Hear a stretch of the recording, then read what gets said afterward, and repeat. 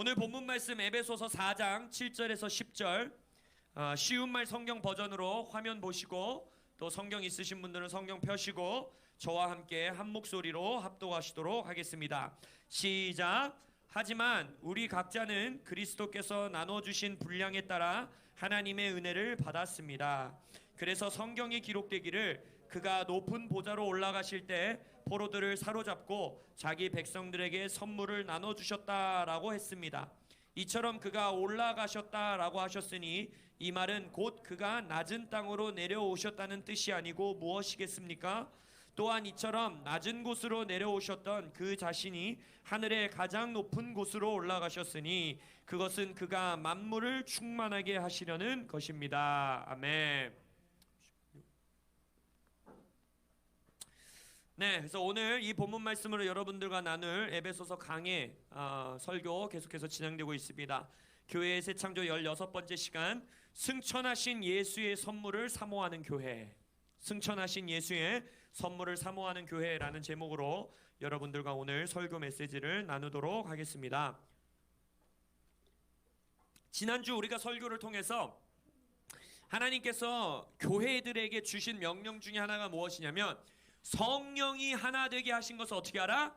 힘써 지키라 라고 하셨어요.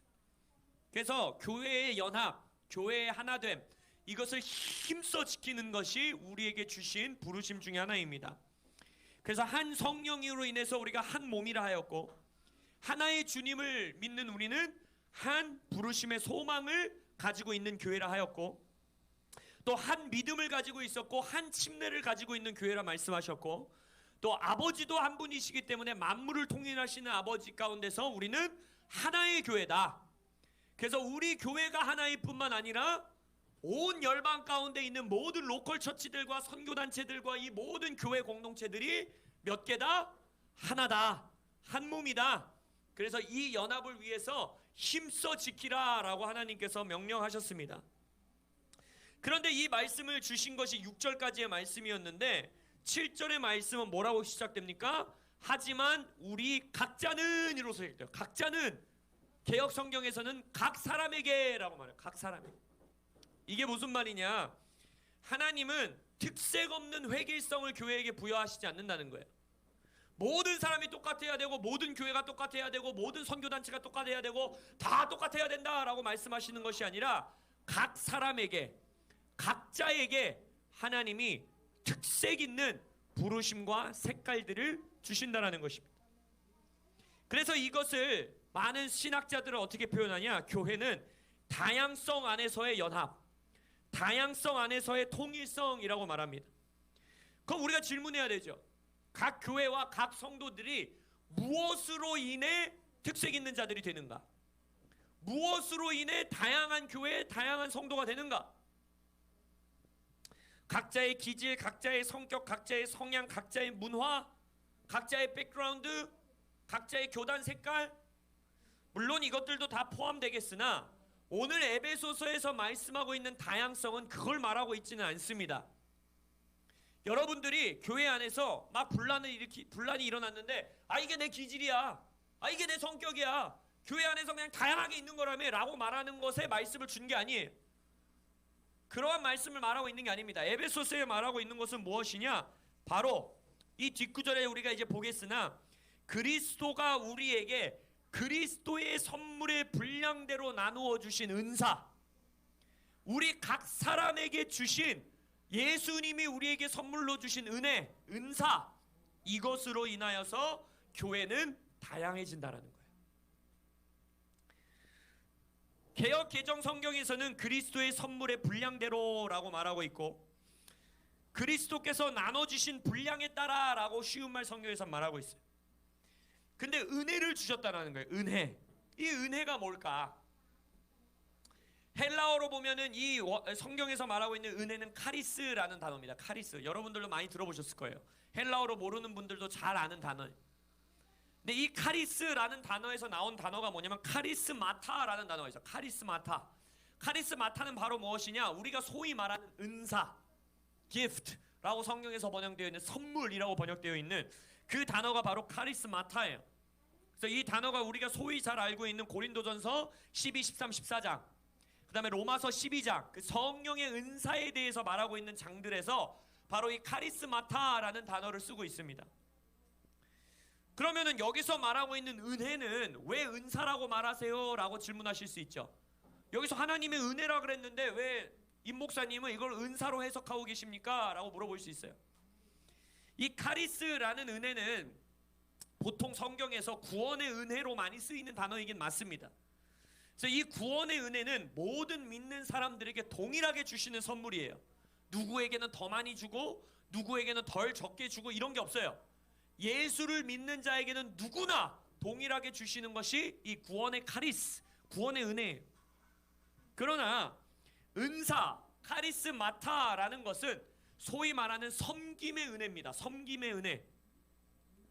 이후에 이제 우리가 다음 주에 보는 이 말씀을 통해서 볼 수 있겠지만, 이 은사라는 것은, 섬김의 은혜라는 것은 성도들을 구비시키고 교회를 무장시키고 소위 말하는 우리가 사역하고 섬길 수 있도록 주는 은혜, 이것이 카리스마타예요.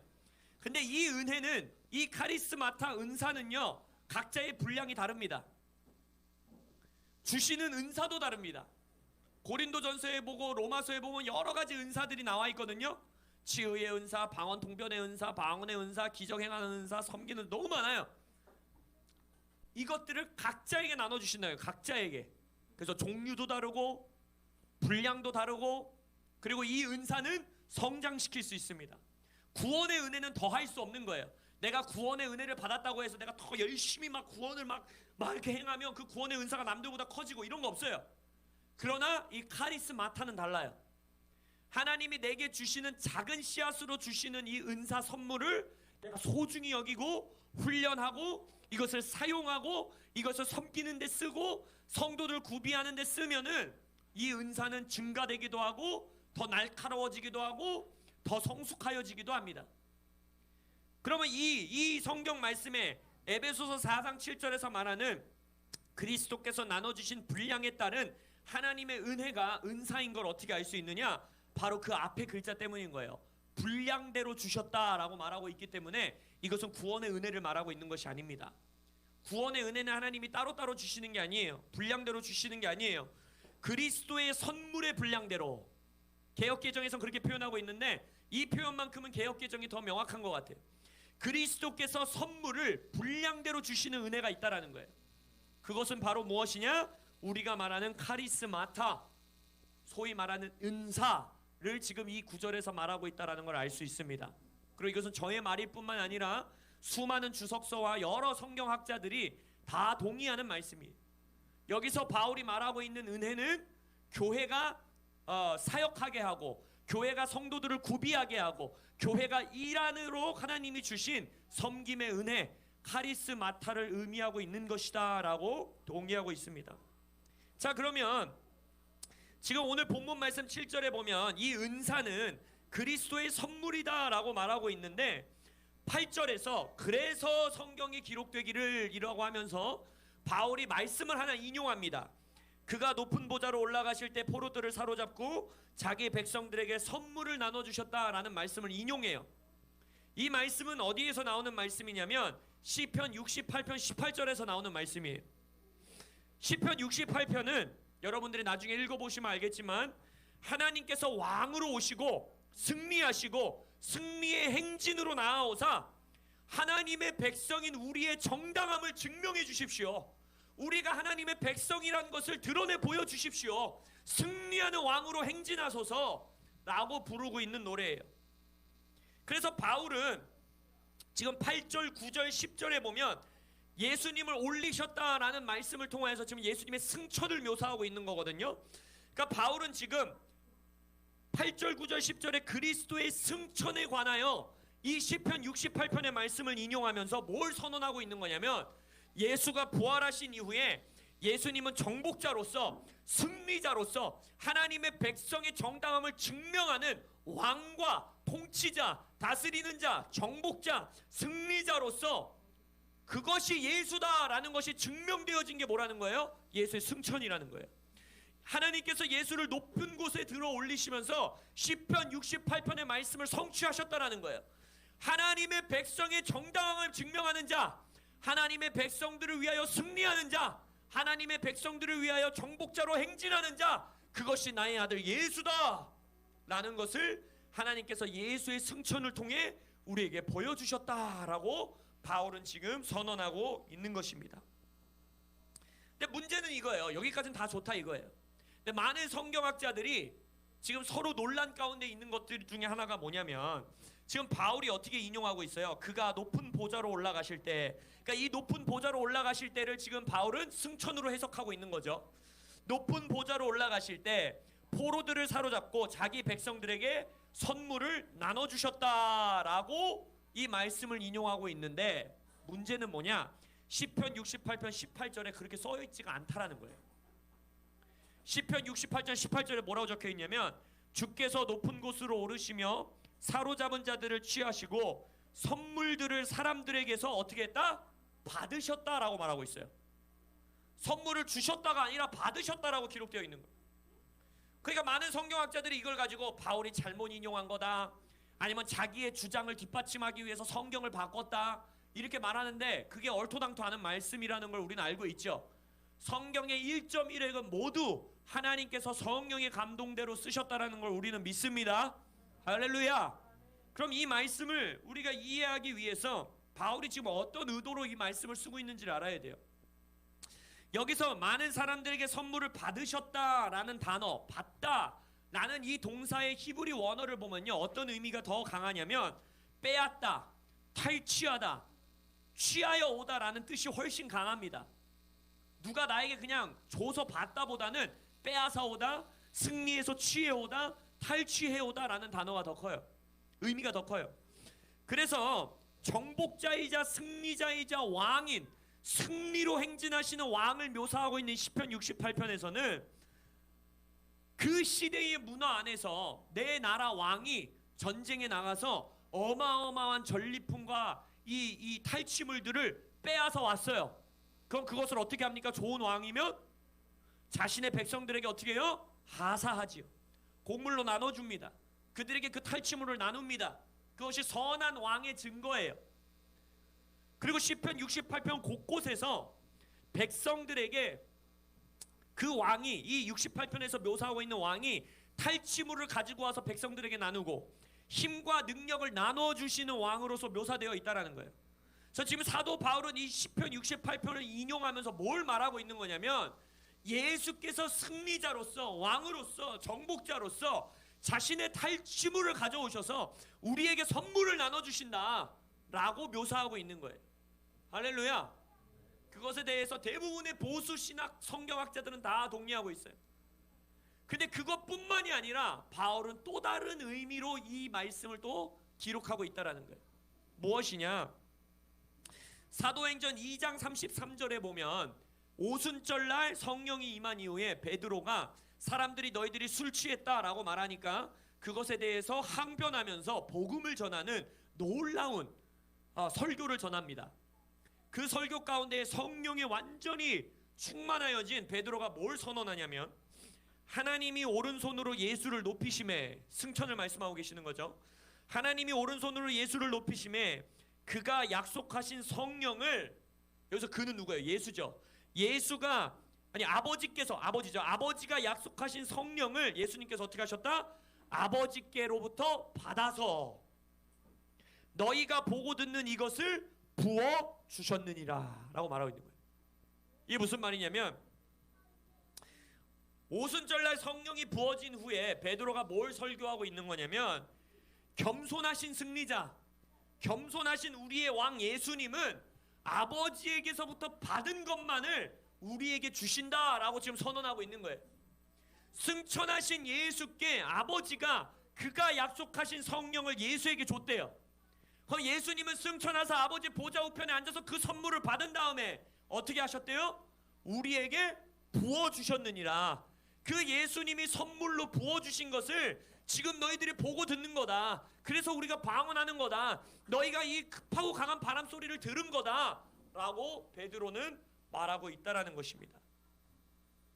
그래서 그 받으셨다라는 단어와 우리에게 선물을 주셨다라는 단어는 지금 하나다라고 바울은 지금 선언하고 있는 거예요. 더 흥미로운 것은요, 여러분, 지금 오순절날 베드로가 이 설교를 했잖아요. 근데 이 시편 68편은요, 오순절날이 히브리인들에게, 유대인들에게는 어떤 의미입니까? 아직 예수를 믿지 않는 메시아닉 유대인이 아닌 유대인들에게 오순절날은 무슨 의미를, 뭘 축하하는 날이죠? 모세가 율법을 받은 것을 기념하는 날이에요. 근데 그 오순절날 율법 수여를 기념하는 절기 예배에 어떤 시편을 사용할까요? 시편 68편을 사용하는 거예요.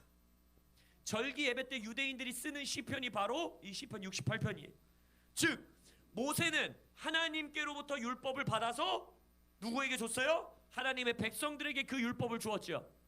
우리의 시편 68편을 성취하신 우리의 정복자, 우리의 승리자, 우리의 왕은 어떻게 하셨어요? 하나님께로부터 성령을 받아서 우리에게 성령을 주신 겁니다. 그래서 성령의 은사는 예수님의 선물인 것이. 그래서 교회가 교회되기 위해서 또 이제 에베소서 4장 뒤 이후에 이제 은사의 목적들을 배울 것인데, 성도를 구비하고 성도들이 섬기게 하고 교회의 능력이 되게 하는 성령의 은사, 그 은사는 승천하신 예수님께서 아버지로부터 받아서 우리에게 주셨다라는 거예요. 즉 교회는 승천하신 예수님을 높이고 경배하기를 온 열심을 다해 해야 되는 것입니다. 왜냐? 교회를 교회되게 하는 이 은사, 카리스마타는 바로 승천하신 예수님께서 아버지께로부터 받아 우리에게 허락해 주시는 선물이기 때문입니다. 그래서 오늘 본문 9절과 10절에서 바울이 뭐라고 합니까? 이처럼 그가 올라가셨다라고 하셨으니 이 말은 곧 그가 낮은 땅으로 내려오셨다는 뜻이 아니고 무엇이겠습니까? 또한 이처럼 낮은 곳으로 내려오셨던 그 자신이 하늘의 가장 높은 곳으로 올라가셨으니 그것은 그가 만물을 충만하게 하시려는 것입니다 라고 말하죠. 즉 바울은 예수님께서 낮은 이 땅으로 내려오신 그 예수님이 또한 하늘로 오르신 것이 동일하게 얼마나 중요한 것인지 지금 이 말씀에서 선포하고 있는 거예요. 이 땅에 하나님이신 예수님이 이 낮은 땅에 내려오셔서 십자가의 수치, 고통을 아버지께 순복함으로 인내하시고 죽음의 영향력을 끊어내셨습니다. 할렐루야. 그리하여 만물을 충만케 하시는 이로써 그 낮은 땅으로 내려와서 아버지께 순복하셨기 때문에 아버지가 그를 어떻게 하셨다라는 거예요? 높이 들어 올리사 높이셨다라는 거예요. 즉 저주 부활 이후에, 이게 베드로전서 3장에는 더 명확하게 나오는데, 예수가 죽음을 정복하신 부활 이후에 정말 예수가 승리자다, 정말 예수가 온 만물을 통치하는 정복자가 되었다, 정말 예수가 부활하사 죽음의 영향력을 완전히 끊어내셨다 라는 것을 아버지 하나님이 온 우주에 증명하는 사건이 무엇이냐? 바로 예수의 승천 사건이라는 거예요. 예수를 가장 높은 곳에 두시고 모든 이름 위에 뛰어나게 하사, 빌립보서의 말씀이죠. 승천케 하사 모든 이름 위에 뛰어나게 하사 모든 무릎이 그 앞에 무릎 꿇게 하실 것이다. 그 사건이 무엇이냐? 예수의 승천 사건이라는 거예요. 예수님이 부활하신 이후에 제자들에게 뭐라 말씀하십니까? 하늘과 땅의 모든 권세를 내게 주셨으니 라고 말해요. 여러분 그 말씀 읽으면서 좀 이상하다고 생각하신 적 없으세요? 하늘과 땅의 모든 권세를 내게 주셨으니 그 다음 말씀이 뭐예요? 말씀을 통독할지어다. 할렐루야. 하늘과 땅의 모든 권세를 내게 주셨으니 그러므로 어떻게 하라? 가라. 그 말씀 조금 이상하다고 생각해 보시죠. 한 번도 없으세요? 아니 예수님이 하늘과 땅의 모든 권세를 취했는데 왜 나보러 가래나? 이런 말씀, 이런 생각 해본 적 없으세요? 뒤에 예를 들어서 하늘과 땅의 모든 권세를 내게 주셨는데 내가 니들에게 줄게, 니들에게 그거 줄 테니까 가 라고 하지 않으시고 하늘과 땅의 모든 권세를 내게 주셨으니 그러므로 어떻게 하래요? 너희가 가라 이러잖아요. 뭐야 이거 이상하잖아. 왜 예수가 다 받았는데 나한테 가래? 좀 이상하지 않으세요? 그 말씀이 거기서 끝나지 않기 때문이에요. 예수님이 누가복음에서 부활하신 이후에 제자들에게 가라 하시기 전에 어디로 가라 그랬어요? 예루살렘으로 가서 어떻게 했습니까? 하늘로부터 임하는 권능을 입기까지 어떻게 하라? 기다리라. 결국 예수님은 뭘 말씀하시는 거예요? 하늘과 땅의 모든 권세를 하나님 아버지께서 내게 주셨는데 내가 그걸 어떻게 하겠다라는 거예요? 너희들에게 줄 거라는 거예요. 아버지가 약속한 그 성령을 내가 너희들에게 줄 거야. 그게 뭐라고 합니까? 그것을 받을 때까지 예루살렘 성내 안에서 기다리라. 결국 뭐예요? 교회가 가기 위해서, 교회가 파송받기 위해서, 교회가 이 세상 안에서 제자 삼기 위해서, 교회가 이 세상 안에서 땅끝까지 복음 전하기 위해서 반드시 필요한 게 뭐라는 거예요? 예수님의 선물이라는 거예요. 승천하신 예수님의 선물을 받아야지만 우리는 교회가 교회될 수 있다는 것입니다. 하늘과 땅의 모든 권세를 내게 주셨으니 라는 이 예수님의 말씀이 진리임을 증명해 주는 것, 그 증거가 뭐라는 것입니까? 예수의 승천 사건이라는 거예요. 그래서 내가 너희들을 떠나는 게 너희들에게 이득이라는 거예요. 내가 너희들을 떠나고 아버지 보좌 우편에 가는 게 너희들에게 이롭다라는 거예요. 왜? 그리하면 내가 아버지께 받은 이 선물을 너희들에게 전달해 줄 수 있다라는 거예요. 내가 아버지께 받은 승리자로서 받은 이 선물을, 이 탈취물을, 이 선물을 너희들에게 줄 수 있기 때문에 내가 너희들을 떠나 하늘로 올라가야 한다라는 거예요. 그래서 이제 승천하신 예수가 아버지 보좌 우편에서 그 선물을 받아, 성령을 받아, 성령의 은사, 성령의 능력을 받아 위로부터 오는 권능으로 우리에게 주심으로, 오늘 성경 말씀대로 선물의 각자의 분량대로 우리에게 그 은혜를 주심으로 우리는 예수의 몸으로서 이 땅에서 이제 정복하고 다스리는 역할을 우리에게 맡기신다는 것입니다. 은사를 통한 세상을 정복하고 다스림을 통해 하늘의 통치자들과 권세들에게 하나님의 무궁무진한 지혜를 알리는 교회로서 우리를 부르시고 계시다는 것입니다. 우리가 은사하면 성령의 은사 보통 이렇게 편하게 말하잖아요. 그렇죠? 맞습니다. 성경적인 말이에요. 그러나 여러분 그거 아세요? 성경 안에서 은사를 성령의 은사로만 묘사하고 있지 않아요. 오늘 본문 말씀만 봐도 뭐래요? 누가 준대요? 그 선물을 예수님이 주신대요. 예수님이 선물로 주신대요. 그래서 이 은사는 예수님이 주시는 예수님의 은사예요. 근데 로마서 12장에서 뭐라고 말씀하시는지 아세요? 하나님께서 각 사람에게 나누어 주신이라고 말해요. 로마서 12장이 이제 성령의 은사들을 다 묘사하고 있는 단어인데, 장인데, 거기서 누가 주시는 선물이래요? 아버지 하나님이 우리에게 주시는 선물이래요. 고린도전서 12장에서는 우리가 잘 알고 있는 것, 이 모든 일은, 여기서 은사를 말하는 거죠. 이 모든 은사는 한 성령이 행하셨대요. 한 성령이 주신 거래요. 그럼 고린도전서에서는 이게 누구가 주시는 선물이래요? 성령이 주시는 선물이래요. 이게 무슨 말이냐? 교회에게 성령을 주시는 것, 교회에게 성령의 은사를 분량대로 허락하시는 것은 삼위 하나님의 역사라는 거예요. 성부 아버지, 성자 아들 예수, 성령 하나님이 다 이 교회의 역사 가운데 함께 동참하신다라는 거예요. 그래서 에베소서에서 지난주 말씀을 통해 우리가 뭘 배웠습니까? 성령도 하나요, 예수님도 하나요, 아버지도 하나이기 때문에 누가 하나다? 교회가 하나라는 거예요. 근데 이 삼위 하나님이 각 교회에게, 각 성도들에게 기능대로, 그래서 뒤에 오중직임이 나오는 거고, 그래서 너희가 손인데 발이겠느냐, 발인데 손이겠느냐라고 하는 거고, 기능대로, 또 분량대로, 또 은사의 종류대로 우리에게 선물을 허락해 주신다는 것입니다. 왜? 우리가 다양성 안에서 통일하는, 다양성 안에서 연합하는 한 몸의 교회를 이룰 수 있도록 하기 위함인 것입니다. 근데 이 모든 역사가 어디에서 시작했다? 예수의 승천하심부터 시작했다는 거예요. 예수가 죽음을 이기사 부활하시고 아버지께서 아들 예수를 높인 곳으로 들어 올리사 그에게 성령을 선물로 허락하시고, 그리고 예수께서 그 선물을 누구에게 주셨다? 우리에게 주셨다라는 거예요. 그렇기 때문에 교회는 승천하신 예수님을 주목하고 승천하신 예수님을 경배하고 승천하신 예수님을 묵상해야 하는 것입니다. 그리하여 교회를 성숙케 하고 성도를 구비케 하며, 그 뒷구절에 나오겠죠. 우리 다음 주에 배우겠지만 그리스도의 충만하심까지 이르게 하는 은사, 예수님의 선물, 아버지의 선물, 성령의 선물을 갈망하시는 여러분들 되시길 예수의 이름으로 축복합니다. 말씀을 결론 짓기 원합니다.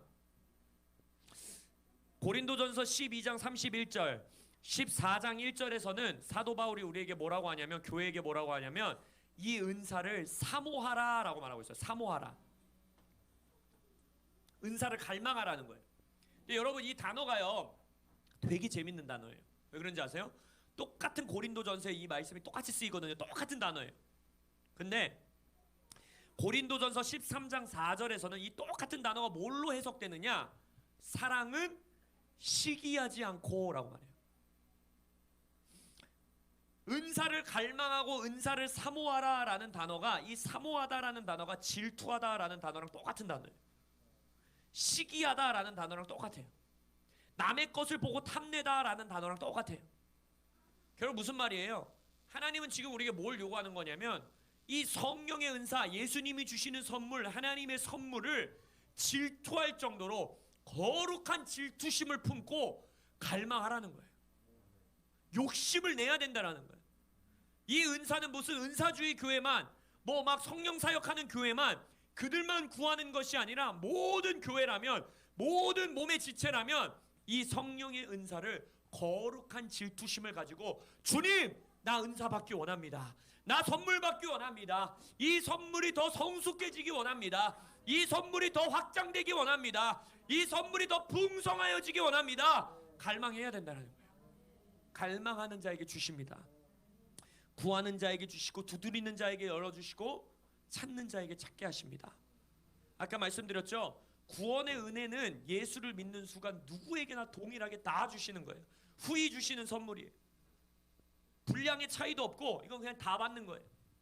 그러나 성령의 은사, 그리스도의 승천하신 예수가 주는 예수의 선물, 아버지가 우리에게, 교회에게 주시는 이 선물은 각자의 분량대로 갈망하는 자에게 하나님이 주신다라는 것입니다. 우리 코람데오 교회는 누구보다 이 승천하신 예수가 아버지께로부터 받아 우리에게 나누어 주시는, 분량대로 나누어 주시는 이 성령의 은사, 카리스마타를 갈망하시는 여러분들 되시길 예수 이름으로 축원합니다. 성령의 은사로, 예수님이 우리에게 주시는 선물로 교회를 교회되게 하고 성도를 구비케 하며 하나님의 섬김의 역사를 온전히 감당하시는 여러분들 되시길 예수의 이름으로 축원합니다. 아멘. 기도하겠습니다.